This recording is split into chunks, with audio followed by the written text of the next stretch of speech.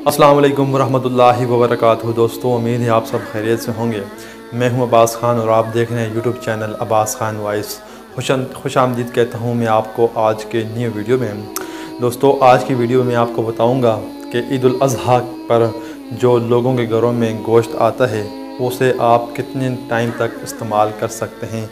बहुत से लोगों का ये गुमान होता है, गलतफहमी होती है कि आप ईद उल अज़हा का गोश्त 7 दिन तक इस्तेमाल कर सकते हैं, 1 महीने तक इस्तेमाल कर सकते हैं, उसके बाद आप नहीं इस्तेमाल कर सकते। ये होता है, वो होता है, गुनाह होता है, गुनाह कबीरा है।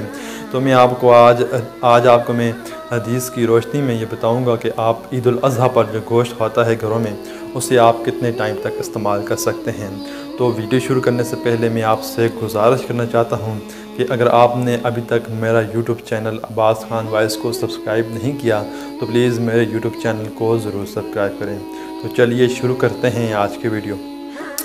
एक मौका पर हज़रत आयशा रज़ी अल्लाह ताला अन्हा फरमाती हैं कि हज़रत अली रज़ी अल्लाह ताला अन्हु कहीं से तवील सफ़र तय करके घर आए तो मैंने उनकी खिदमत में ईद उल अज़हा का गोश्त पेश किया तो उन्होंने उसे खाने से इनकार कर दिया और कहा कि जब तक मैं इसके बारे में मालूमात न कर लूँ तो मैं इसे इस्तेमाल नहीं करूँगा।